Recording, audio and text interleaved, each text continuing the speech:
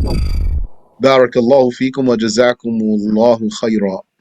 Let's continue in Al-Mu'taqad As-Saghir by Imam Ibn Khafeef, the direct student of Imam Al-Ash'ari, rahimahumallahu tabaraka wa ta'ala.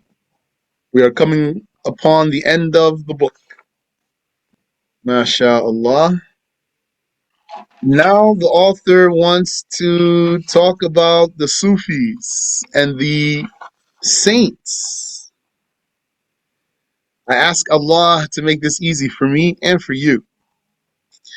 And especially for me, subhanallah, so that I can give this information in a good way. Ameen. So we're going to start here, where the author says, وَنَذْكُرُ فِي هَذَا الْفَصْلِ مَا يَخْتَصُ بِهِ هَذِهِ الطَّائِفَةِ. And in this chapter, he made a chapter in his text. New section here. And in this chapter, we mention what is specific to that group. Ani Sufiya. I mean the Sufis, duna ghayrihim. The Sufis in particular.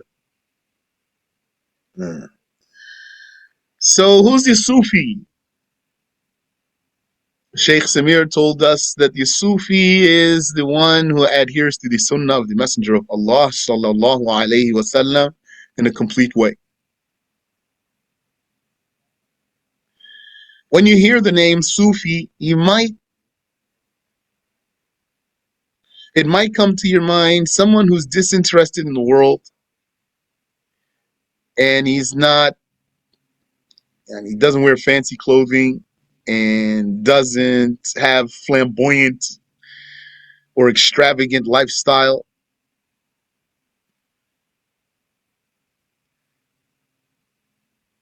That's on the outside. Just being like that alone doesn't make a person a Sufi. It is something truly in the heart, not merely a practice from the outside of refraining from flamboyance and luxury. And like I just told you, Sheikh Samir said, it is following the Sunnah. Completely, though, completely. So what does that mean? That means maybe somebody might overestimate himself. If he thinks that he follows the Sunnah completely, yet he is not disinterested in the world. The Prophet sallallahu alaihi wa ala alihi wasallam, he and his wives, they would go for a month without cooking. Did you ever go for a week without cooking? Did you ever go for 3 days without cooking? What were they eating if they weren't cooking? They were eating dates and drinking water. And it's not because the Prophet sallallahu alaihi wasallam used to deprive his wives. Rather, they were with him in this. Disinterested in the world and practicing the religion in a very complete manner. Umar ibn Khattab, he was a caliph. During his reign, Islam spread from China to Morocco.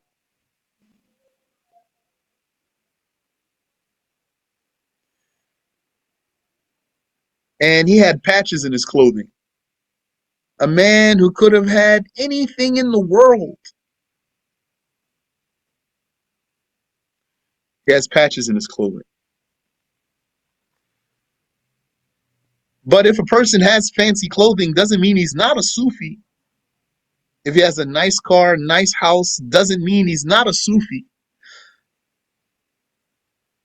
The Sufism or Tasawwuf, it's not a show. You have to show yourself that you are a poor, humble, meek one. It's not a show. It's something in the heart. Even if this Sufi had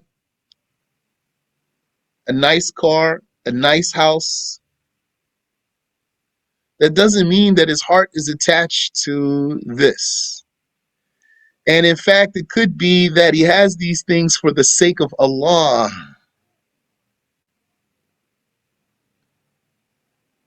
Yani, so that he can spread the religion, so he can talk to the people, so that he can meet with officials and other people of importance and high ranks.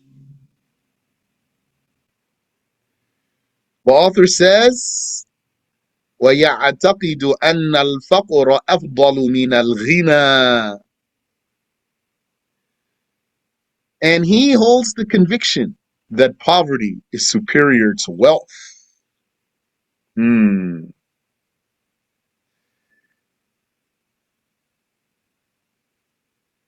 This is not absolute, though.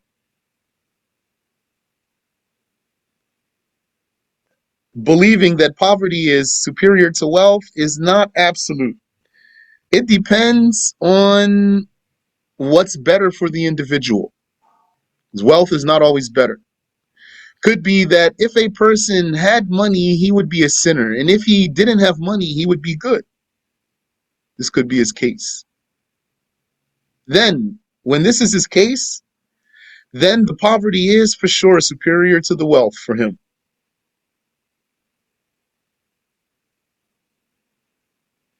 This statement of the author is in reference to someone that poverty is what is better for him on an individual level.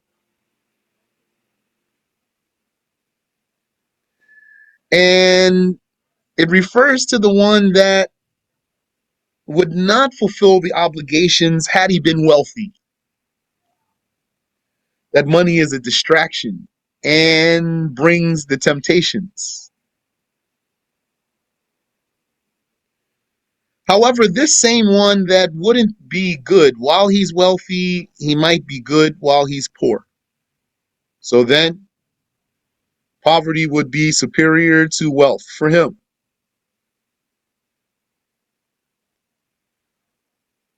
Some of the wise ones said the time of constriction is superior to the time of expansion. Constriction and expansion here refer to the sustenance, yani the money, the wealth, the means.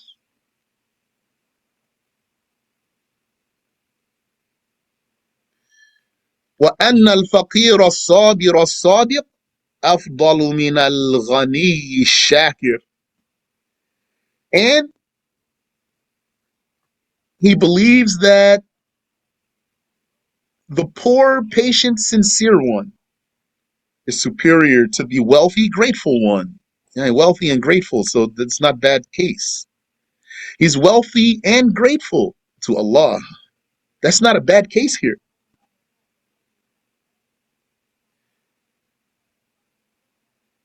Ibn Khafeef, rahimahullah, he's saying the poor, patient, sincere one is superior to the wealthy, grateful one. The wealthy, grateful one who's not in a bad situation here. But this is still a case that the scholars differed about.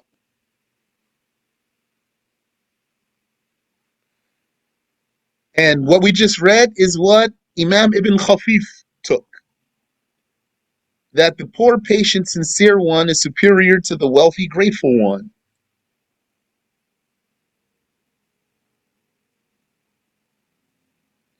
And this is the position taken by many scholars.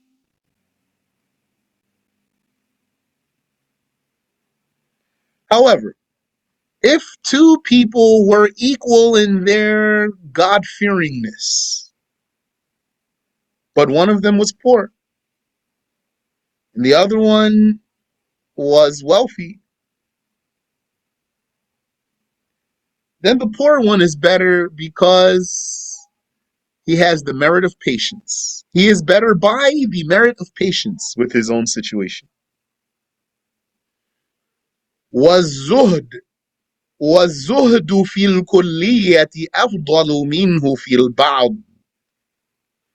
And complete Aestheticism is superior to having it partially. Yani, being completely disinterested in the world. That's the aestheticism. Being completely disinterested in the world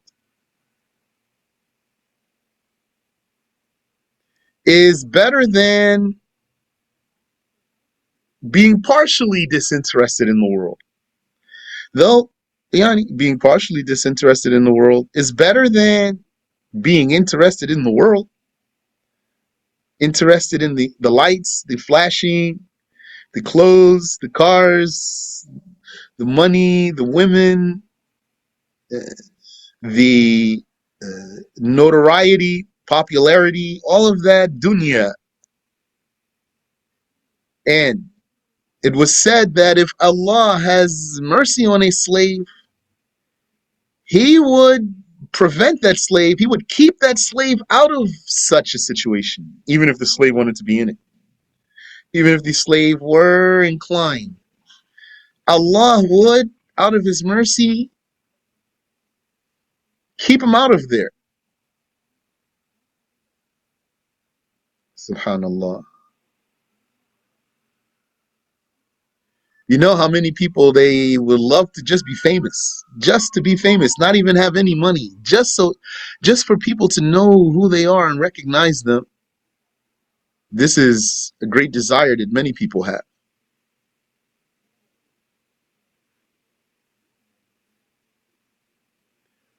As they say, 15 minutes of fame. The author says, وَالْوُصُولُ إِلَى الْحَقِّ مِنْ غَيْرِ طَرِيقِ الْعِبَادَةِ مُحَالٌ. Arriving, it says, arriving at the truth. No. Let's say,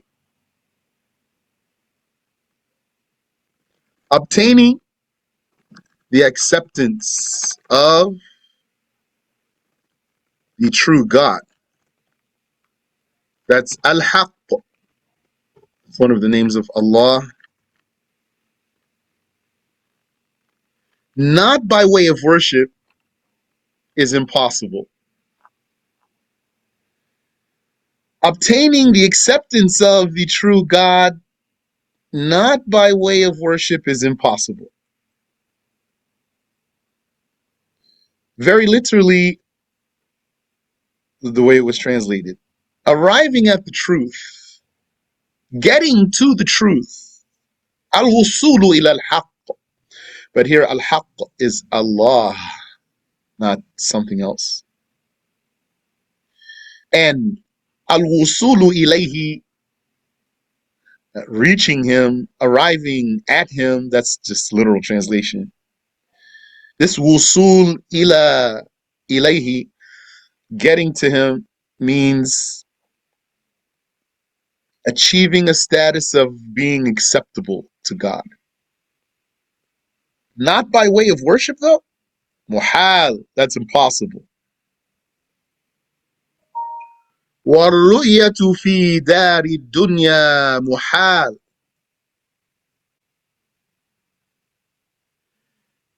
And seeing God in the worldly abode is impossible. That's what the author says. And what's meant here is seeing God with the eyes in the dunya, in the worldly abode. Seeing God with the eyes is impossible. Not mentally impossible, religiously impossible. But the Prophet sallallahu alaihi wa ala alihi wasallam, as you know, he saw Allah with his heart, or by his heart, not his eyes. So the way it's worded here is open. Seeing God, it doesn't say with the eyes or any other way. Just the way it's stated is in an absolute sense. Seeing God in the worldly abode is impossible. And this absolute sense is not intended when you merge this statement of this scholar with the evidence in the religion. Then it's going to mean seeing God with the eye. in this worldly abode is impossible, religiously, not mentally. وَالنُّبُوَّةُ أَفْضَلُ مِنَ الْوِلَايَةِ. But I don't know why this statement is here. In the midst of this talk about aestheticism, sainthood, why is the statement about seeing God in the dunya being impossible here? Allahu A'lam. Then the author said, Rahimahullah,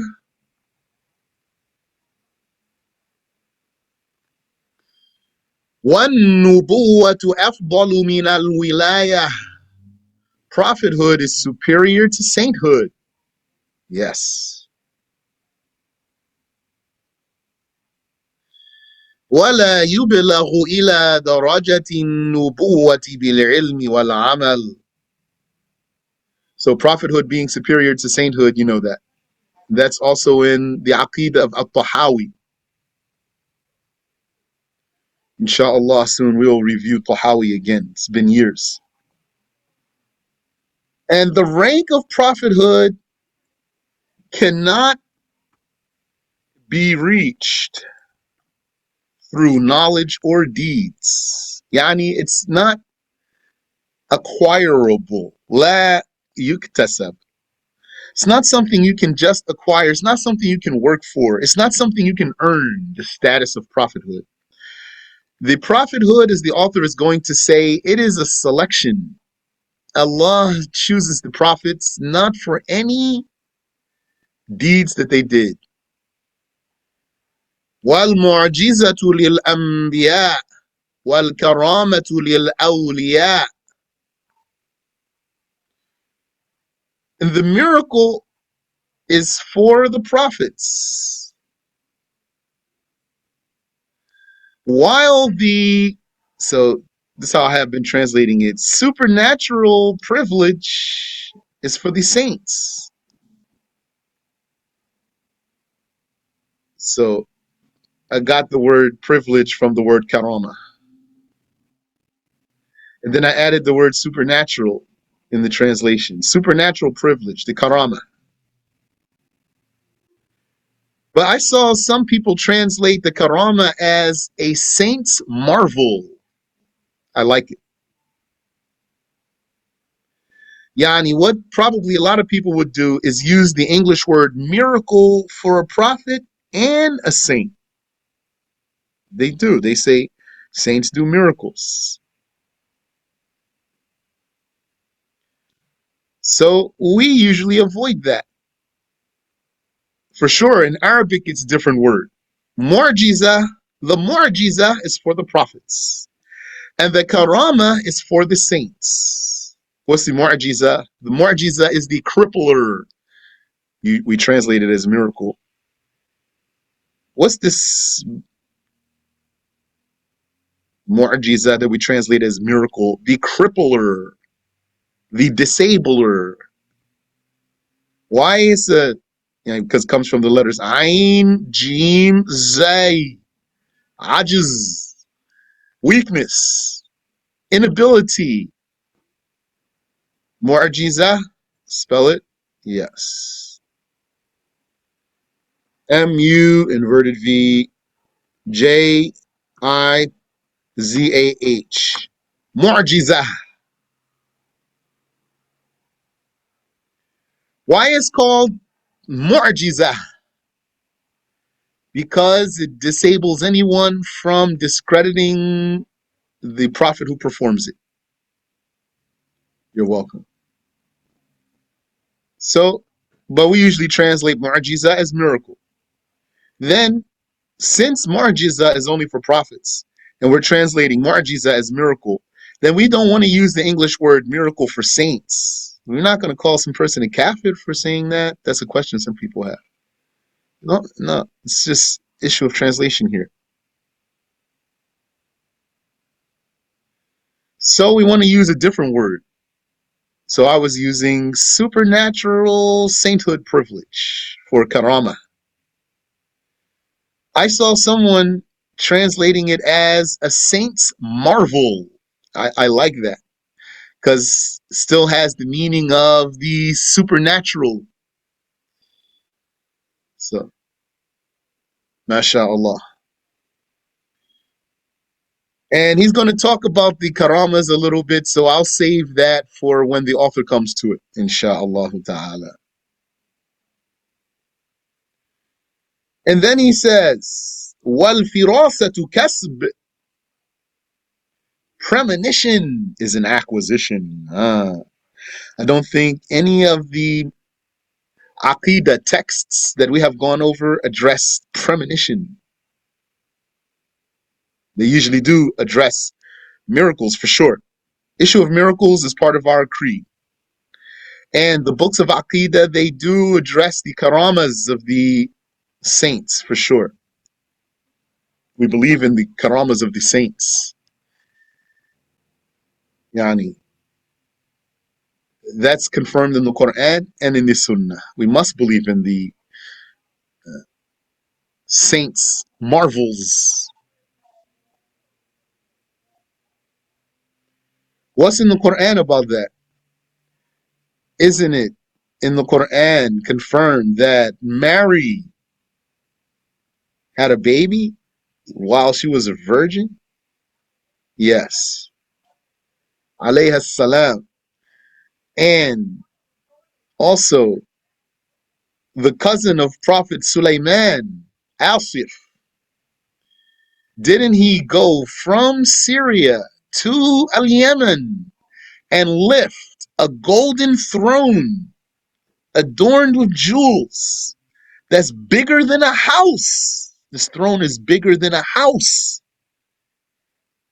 And then bring it back to Syria in the blink of an eye. Yes, he did. He told Solomon, I will bring you her throne before you can shift your vision. Says Sulaiman then, alayhi salam, yani, he he turned his eyes and then he brought his eyes back and the throne was right in front of him. And also, isn't it confirmed in the Quran that Zechariah used to ask Mary, where did you get this food from? He would come to her and find that she has food, fruits. She told him, it is from Allah. She used to have the fruits of the summer in the winter, and the fruits of the winter in the summer.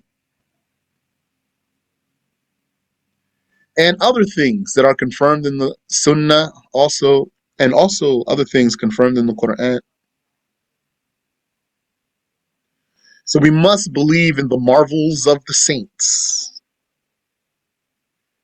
The author says here, وَالْفِرَاسَةُ كَسْبٌ.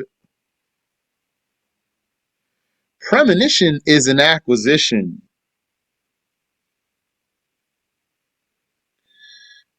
The premonition of the God-fearing ones. It's a type of inspiration. And it is as if something is exposed to them.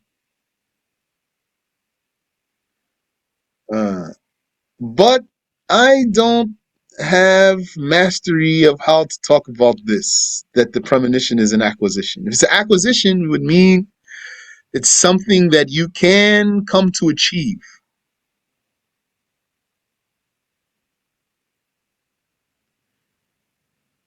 But the scholars, they have some talk about this, and I am not equipped to talk more about it. Premonition meaning like as if you know that something will happen. And we're not here talking about a normal believer. This is not about a normal believer here. This is about a saint.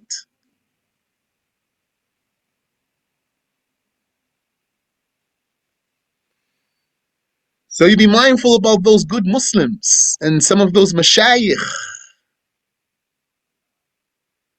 might be sleeping on those. And they have, you don't know what kind of status they might have from Allah Ta'ala.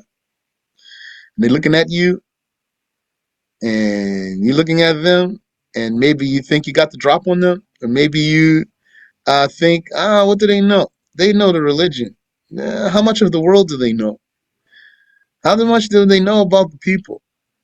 Do they really know what's going on out here? Or they are just engulfed in their religion and naive to everything else? That's what someone might think about them. I advise you not to take that stance with those good ones. Even if you seem so soft, even if you seem like, I probably never been in the city before.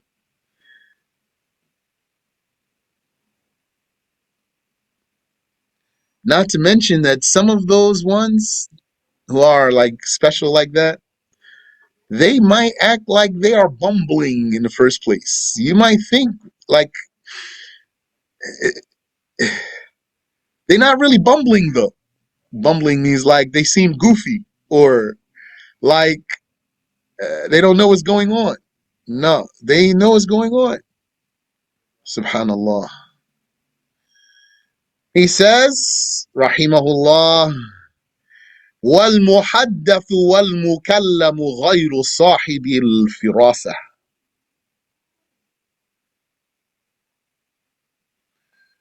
المحدث. So the muhaddath means,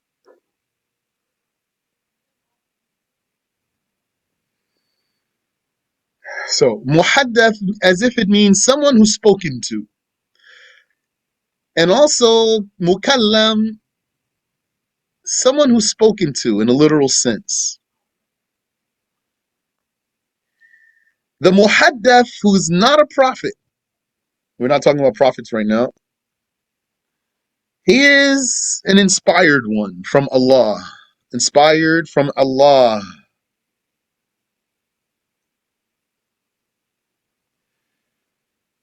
And this has a source from the hadith of the Prophet sallallahu alaihi wasallam. لقد كان فيما قبلكم من الأمم محدثون فإن يك في أمتي أحد فإنه عمر. It means, by God, there were from those before you, from the nations before you, muhaddaths. And if there is anyone in my nation as such, then indeed it's Umar. And what was the case of Umar? Umar was the top saint of Kashf. Kashf, the word Kashf means like exposing something. It means he, as if he knows something that he never witnessed. This is the Kashf. The Kashf is as if one knows something that he never witnessed. We're talking about saints here. Why I keep emphasizing we're talking about saints here, not normal people, because sometimes the normal people have Muslims. Sometimes the normal Muslims have a feeling about something. You might be right too about your feeling, but you're not here though, because you're just a normal one. I'm not talking about that. That one who has kashf, for example, he'll say to you, pray Fajr. Yani, you will have not prayed Fajr that day. He'll tell you, pray Fajr. So you'd be like, what? How does he know? And the hadith that I just recited for you doesn't mean that no one else is like that in the nation of Muhammad. Rather, Umar, he's the top one. Radiyallahu anhu. So the muhaddath and the mukallam are not the same as the possessor of premonition. The mukallam, who's not a prophet, is someone that an angel speaks to, or other than an angel. And he might see this one who's speaking to him, or he might not. So it's possible for an angel to come to a person and to tell that person something, and he's not a prophet. We don't say that any person who an angel comes to him and tells him something, then he has received the revelation of prophethood. No.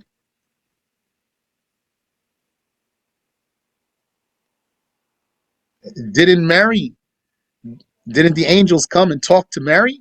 Yes, they did. That's confirmed in the Quran. Besides when Gabriel came to her in the form of a perfect young man.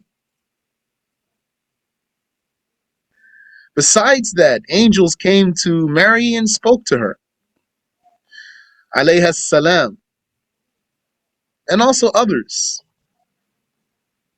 Some people might have friends from amongst the angels,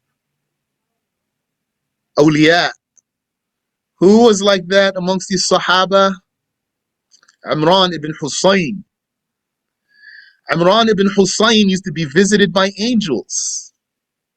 It was said until one time he treated his hemorrhoids with a kind of branding, yani something hot. Then the angels, they stopped coming to him for a while. And then they came back again after a while, visiting him. So Ibn Khafeef says, this muhaddath and this mukallam are not the same as the one who has the firasa, which is translated as premonition here. And what's the difference? I don't know. All this talk really requires someone who knows. Now, I just have the honor of translating these words to you and sharing with you some little bit of knowledge that I have in this regard. This is why I stalled last time. I said, all right, I need to review this again. He's ready to start talking about the Sufis. Even today, I was reluctant. But I said, khalas, we've got to finish. So may Allah help me. And that's why I'm not even attempting to go into details with you about these things. And we're flying through these lines here.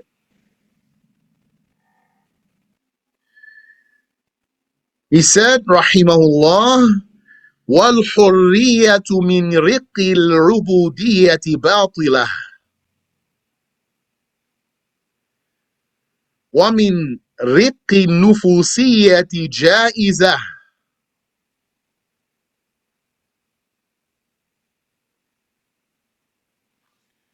Freedom from the servitude of worship is invalid. Yani, freedom from being a God slave,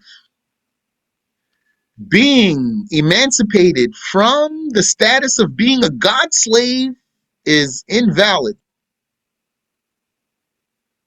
Not possible. But from the servitude or the slavery of self-interest, nufusiya. Yes, nice. Freedom from the slavery of self-interest. It is possible. Subhanallah. That's a nice statement there.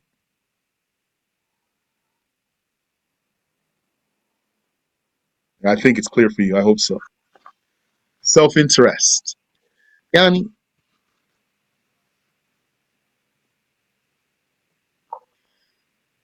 it's just another way of talking about becoming an aesthetic, being disinterested in the world.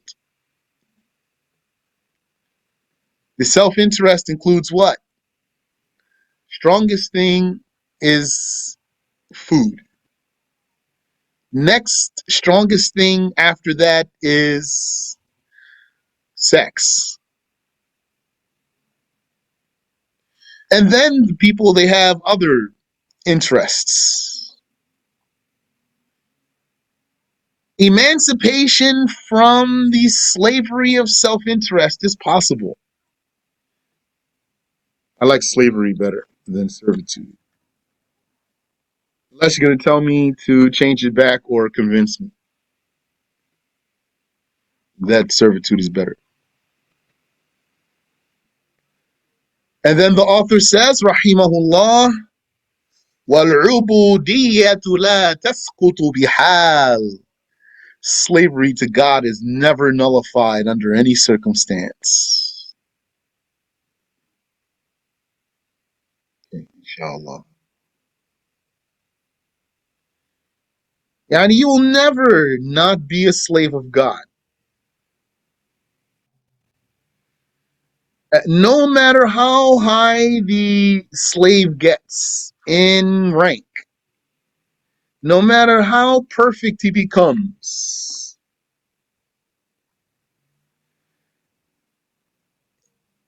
the religious responsibility and the religious accountability will never be removed from him. And he will never reach a status where he's not obligated to do anything in the dunya. In the afterlife, there is no accountability, though, as you know. Neither for the people of paradise nor for the people of hell. Once you die, accountability is over. When you come back to life in the afterlife, there's no accountability. Accountability means there's things you need to do. You have responsibilities. You won't have any responsibilities in the afterlife. In the afterlife, you're going to be judged for the life that you've already lived, and then you're going to pay for it. You're going to pay for the life that you've lived, either, Yani, or you're going to be paid for it. You're going to pay for it means you're going to be paid for it. You're going to be paid for the life that you lived. In khayran fa khayr, wa in sharran fa sharr. If it were good, then you'll be paid well. And if it were bad, then what a bad payment you'll get, inshallah. Wallahu ta'ala alam. Allah knows best. We'll stop there. Do you have any question I can answer for you?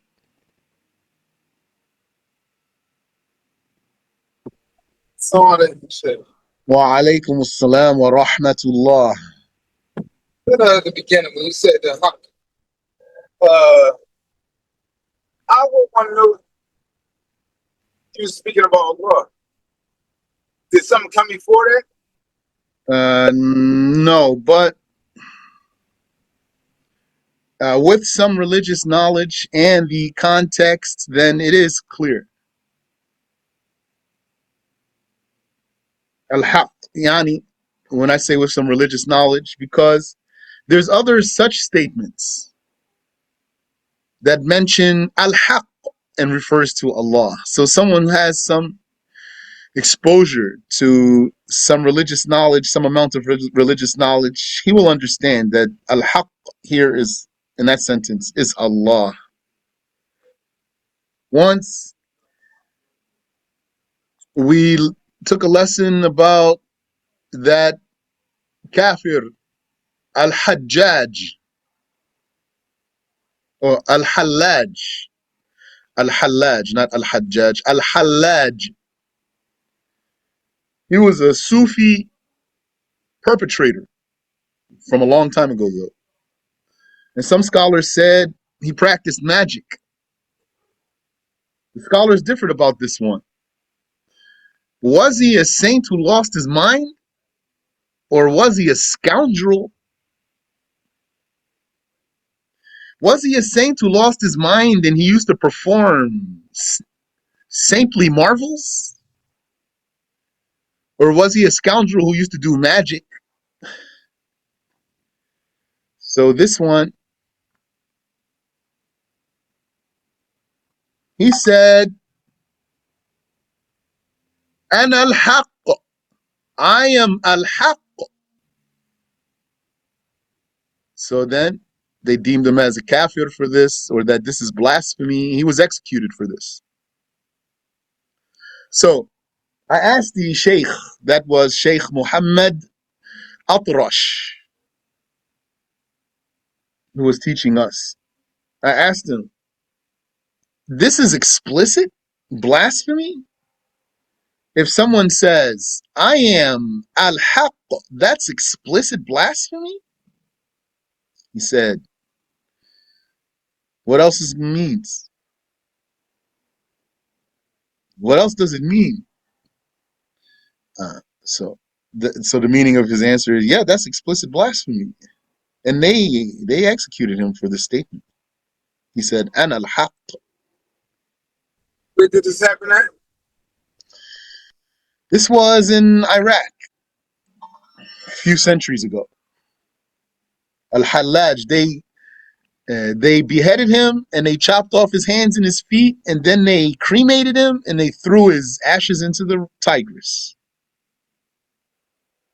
Yani, not just for that statement. He was controversial one.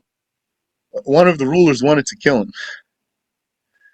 So then when he got wind of some things, then he got what he needed. He went to the scholars and told them this is what is his case. So one of the scholars said this is apostasy and executing him is valid. And so he got what he wanted. He got the verdict that he wanted.